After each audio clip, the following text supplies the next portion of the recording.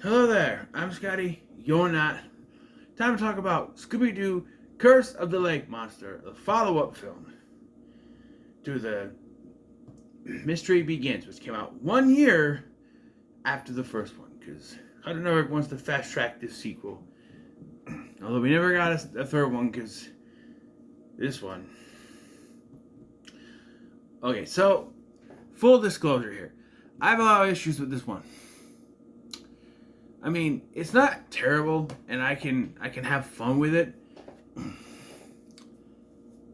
But there's just so much wrong with the plot of this one that it frustrates me. And so, again, full disclosure, I'm gonna go through this movie, but I'm gonna voice my problems with this movie very openly. So right now, spoilers. Usually I would kind of try to tiptoe around stuff until it's time for the reveal. But I'm not going to do that. So full spoilers for the reveal of who the villain is in this movie, okay? Because obviously, you watch the first scene of this movie and you'll be able to figure out who it is. If you can recognize the voice. Okay, so we start this movie in mid-res. Yes, they're chasing down this old witch in a hood cloak thing. Or we do the cliche, catch him, and they unmask him, but we don't see who it is, but they're all like, oh, it's you? And then we cut to sometime earlier. It's a week, something like that. And it is the end of the school year, and everyone's going on summer vacation except for the gang. They're getting jobs at a country club. Wait a minute. Main characters of a film series where the first film took place in high school, and the second film is now going to take place at a country club where our main characters get jobs. Where have I got to work to work this out? We'll make things right. The sun will shine if we work. We'll have no doubt. If we all work together, we can work this out. That's right. It's High School Musical 2. It's literally the same plot. Only, well, no, because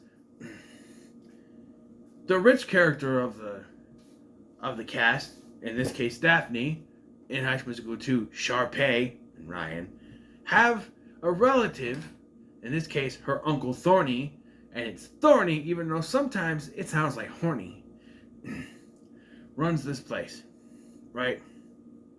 And there, it was their parents that were on the board of directors of this place. Yeah. And so they're working there, and they have to solve this mystery of this lake monster and this old witch. Okay.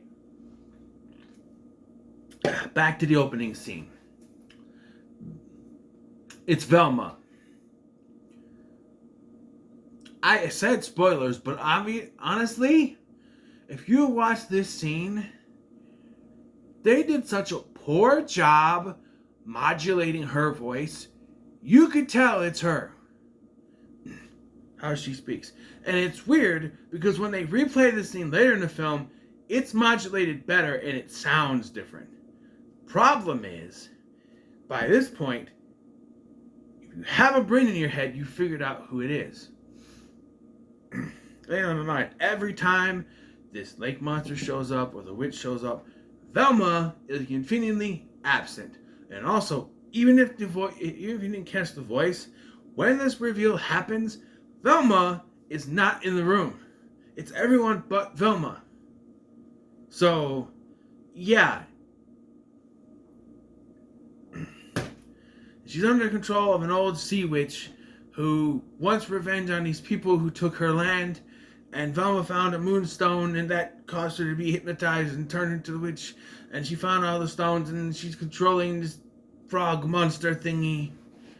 And later she creates the Battletoads, and yeah.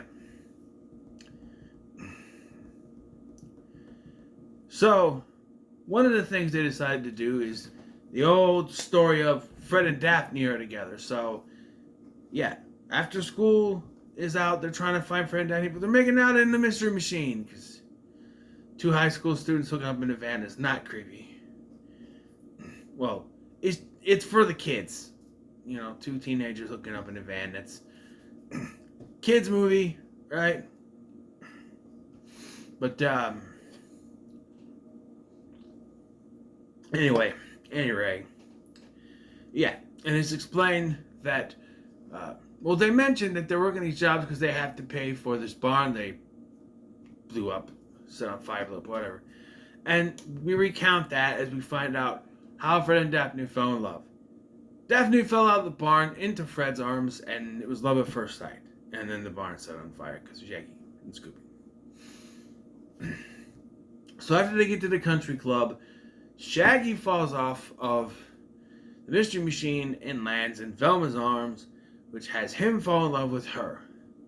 A subplot that goes nowhere and is completely pointless. No, I'm serious. He spends the entire film swooning over her. They even go on a date, only for it to be ruined by Scooby-Doo because he's jealous. And Shaggy found another moonstone in a sand dune. Or a sand trap, excuse me, this isn't the desert. The sand trap at the golf course. She sees it and takes off because, oh, what's going on with Velma? Is she the bad guy? No. And then Shaggy uses the song By the Light of the Silvery Moon, which by the way is her favorite song, to turn her back, and then they kiss. And nothing happens because they say they have no chemistry and they're better off being friends. Including Fred and Daphne, who have the most cliche relationship where Fred thinks they're just hanging out and making out and stuff, where Daphne wants to have an actual relationship. So Fred is flirting with girls on the golf course. Daphne gets jealous, so she tries to make him jealous by flirting with some guys on a tennis court. This leads to an argument and they break up while trying to find clues at an old shipyard.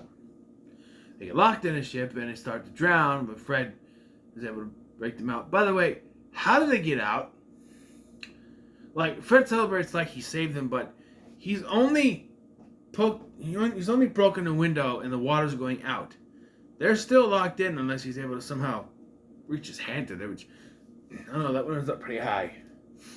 They get out. And they're still broken up. And they all decide to be friends. And on one side, I can excuse the Fred and Daphne thing because they're kind of will they won't they since 1969. Something's going on with them. That's an ongoing thing. But to kind of hint at at Velma and Shaggy and not do anything with it, which I guess in Mystery Incorporated they did something with that, but here it goes nowhere. Interesting thing, this has a connection to Happy Days, as the witch's descendant is played by Marion Ross, and Uncle Thorny, Daphne's Uncle Thorny, is played by Ted McGinley, who is Marion Cunningham's nephew on Happy Days. Marion Cunningham, of course, played by Marion Ross. So there's a connection there. It's a Happy Days reunion, I guess. Although they don't share a scene together, so I'm sure they saw each other on the set, but you know. One thing we got to mention is that the first film and this one was directed by Brian Levant, who gave us Jingle All the Way, Snow Dogs, the two Flintstones movie, and so much more. But is this the worst one? No, he still gave us the Nightmare Fuel that is the Great Gazoo, so I can't say this is worse than that, although I haven't seen that in years. But Gazoo, oh, Alan Cumming, why do you have such Nightmare Fuel? First Son of the Mask, and this, and that, whatever. He's not in this, but yeah. And ultimately, the whole plot with the witch actually goes nowhere too. They say it's revenge, and so we get ready for what we think is going to be the climax, where she creates more frog monsters. But then the gang is there. By the way, this whole climax, Fred has no shirt on, so so they can show off Robbie and Mel's pecs. But 16-year-old, yeah. Here's a reminder: all the gang but Shaggy is 16. And while that might seem weird that 18-year-old Shaggy is dating 16-year-old Velma, I was 19 dating a 17-year-old. We didn't do anything. We kissed, but nothing, It was mostly through school anyway, because her parents were strict. But, yeah. She ended up being the mother of my child, although years later when it was legal, I was 24 and she was 22. We're 2 years apart. So anyway, but yeah, but you have, it's not about the relationship with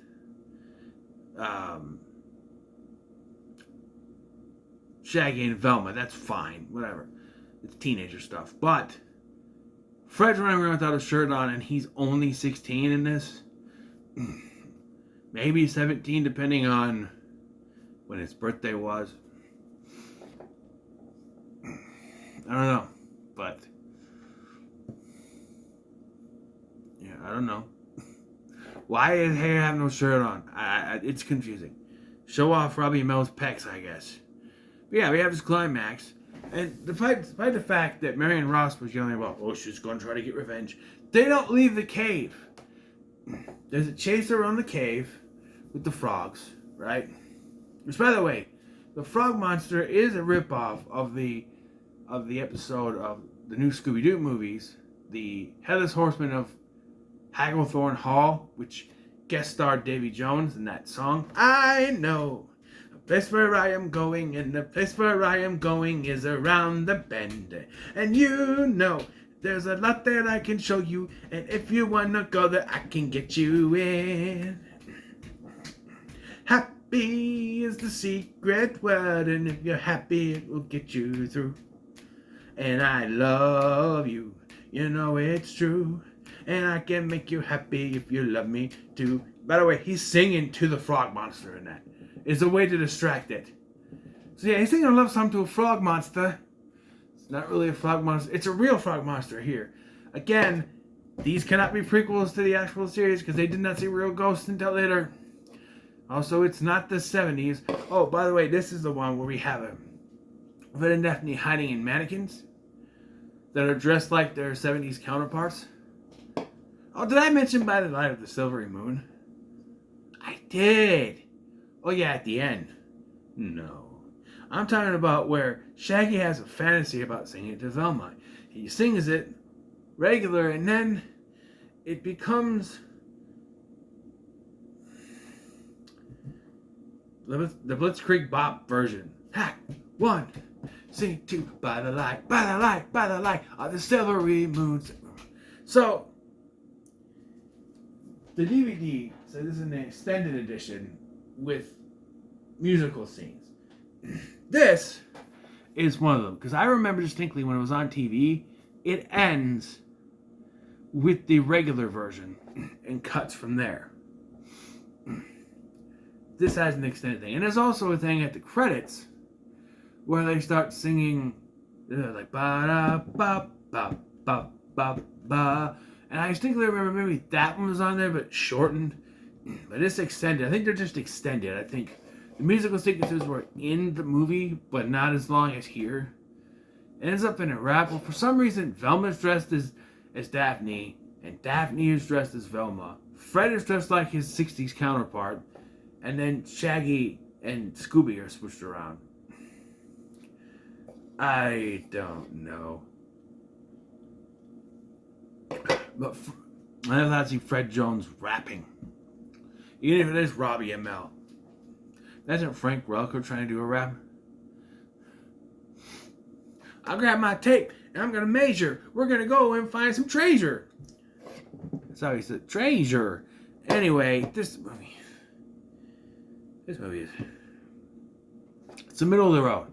All right, this movie's the middle of the road. So, I had a whole stack of movies based on TV shows, and then I decided I'm switching things up for February. It's still going to be birth month, but I'm doing something different. So I took all the ones based on cartoons or TV shows I grew up with. So now we have this stack that's really less than it was before, but make it easy to go through. And you know what? I think the next one should be another prequel to another movie that makes no sense in continuity because of certain things. So next I will be tackling, finally, Dukes of Hazzard, the beginning. And we'll get to that next time. Till then, what are your thoughts on Scooby-Doo Curse of the Lake Monster? In the comments below, make sure to like, share, and subscribe. Thanks for watching. I've been Scotty, and I'll see you in the next one.